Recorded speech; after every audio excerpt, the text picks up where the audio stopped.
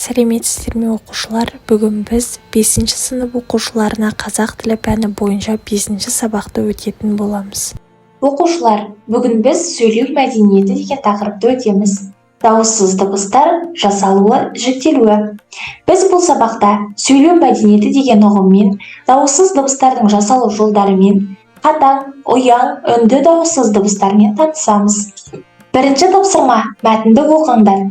Тіл қарым-қатынас құралы ғана емес, адамның ой-өрісін, мәдени дәрежесін, ақыл-парасатын, рухани байлығын көрсететін айна.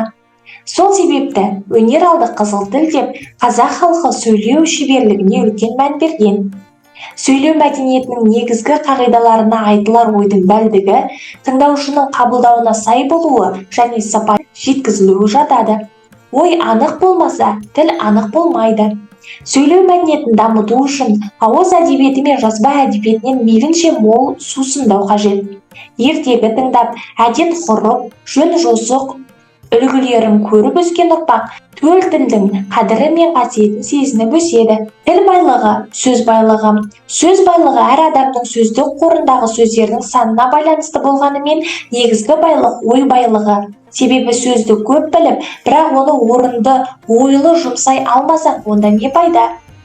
Аз сөзге көп мағына сыйғызып, әр сөздің парқын, мән мағынасын, стильдік бояуын дөп басып айту адамның ойлау деңгейімен және шығармашылық қабілетімен ұштасып жатады.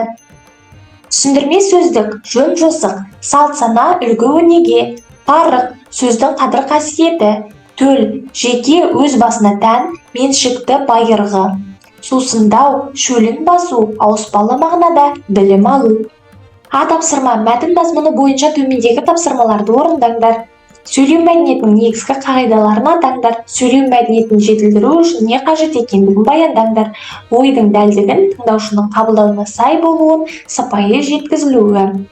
Тапсырма, мәтінді қайта оқып, әр азат жолдың мазмұнына бір сөйлемнен айтыңдар. Тіл байлығы, сөз байлығы.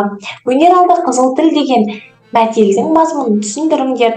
Тіл адамның рухани байлығын көрсететін айнасы. Дауыссыз дыбыстар. Дауыссыз дыбыстар өкпеден шығатын ауаның кедергіге ұшырауынан жасалады. Дауыстылар таза үннен жасалса, дауыссыздар салдыр басым болады. Қазақ тіліндегі дауыссыз дыбыстар үн мен салдырдың қатысына қарай қатаң, ұяң, үнді болып 3 топқа жіктеледі. Қатаң, ұяң дауыссыздар таза салдырдан тұрады. Дегенмен ұяң дауыссыздарда болар-болмас үн болады, ал үнділерде керісінше үн басым болады. Есте сақтаңдар, Ахмет Байтұрсынұлы үнді дауыссыздарды жартылай дауыстылар деп атаған. Қатаң, Қ, К, П, С, Т, Ш. Ұяң, Б, Г, Х, Д, Ж, С. Үнді, Р, Л, И, У, М, Н, Ң. Екінші тапсырма, мұғалімнің көмегімен дыбыстарға фонетикалық талдау жасаңдар. Тіл деген сөзді талдап көрейік, оқушылар. Т дауыссыз қатаң, дауысты жіңішке қысаң езулі, Л дауыссыз үнді.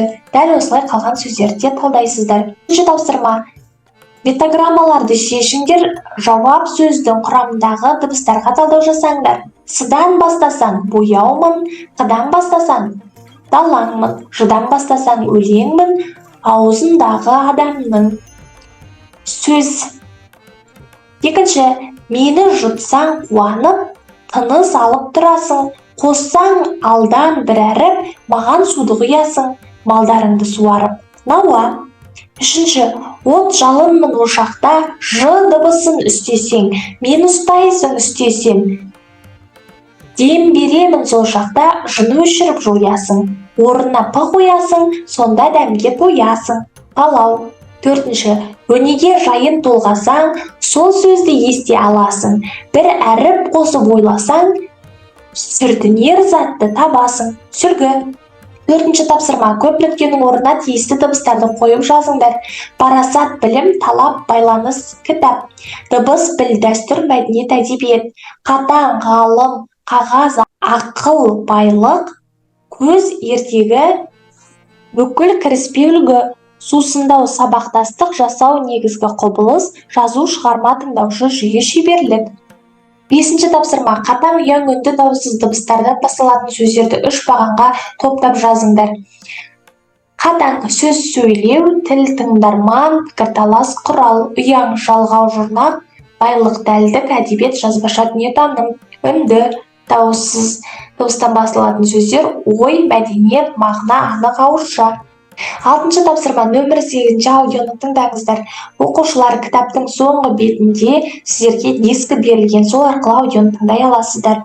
Тапсырма мәтін мазмұнына сай сурет пен сөзді сәйкестіріңдер, себебін түсіндіріңдер. Бірінші сурет сөйлем, екінші дыбыс, үшінші сөз. 7-ші тапсырма мәтінді оқыңдар. Ғалым Ахмет Байтұрсынұлының тіл құрал атты еңбегі бүгінгі түркі тілдес халықтардың сөйлеу, жазу, тіл ұстарту білімнің бастау бұлағы саналады. Қазір қолданып жүрген зат есім, сын есім, етістік, есімдік, одағай, шылау, үстеу, бастауыш, баяндауыш, септіктер, жай сөйлем, құрмала сөйлем, қаратпа сөз, қыстырма сөз деген атауларды ойлап тауып, ғылыми бірізге салған Ахмет Байтұрсынұлы еді. Тапсырмасы қазақ тілінде қатысты атауларды теріп жазыңдар. Зат есім, сын есім, етістік, есімдік, одағай, шылау, үстеу, бастауыш, баяндауыш, септік, жай сөйлем, құрмала сөйлем, қаратпа сөз, қыстырма сөз. Тапсырмасы мәтіннен ұяң дауыстылардан басылатын сөздерді табыңдар. Ғалым Байтұрсынұлының бүгінгі жазу білімнің бастау бұлағы жүрген зат, бастауыш, баяндауыш, жай деген ғылыми бірізге. 8-ші тапсырма кім жылдам? Дәптеріңе Қ, К, Ғ, Г дыбыстардан басталатын сөздерді жазыңдар. Қарай, қар, қас, қалам, қала, көтерілуі, кең, көгершін, көмек, көктем, көсем, ғалым, ғаламшар, ғарыш, ғашықтар, гүл, гитара, гараж. 9-ші тапсырма үнді дауыссыздан басталып, үнді дауыспен аяқталатын сөздерді табыңдар. Олармен сөйлем құраңдар. Нар, мөр, нан, май, мен, ноғай, маржан. 10-шы тапсырма мақал мәтелдерден қатаң дауыстыларды табыңдар. Қ, К, П, С, Т, Ш. 11-ші тапсырма кім тапқыр сөз жұмбақты шешіңдер. Қазақ тілі қандай тілдер тобына жатады? Түрік. Халықаралық ресми тіл, ағылшын. Ауаның кедергісіз еркін шығуынан жасалатын дыбыстар, дауысты дыбыстар. Өнер алды қызыл тіл. Түркі тілдес халықтардың тілін, мәдениетін, әдебиетін, тарихын зерттейтін ғылым түркология. Тілдің дыбыстық сипатын зерттейтін тіл білімінің саласы фонетика, дауысты және дауыссыз дыбыстар.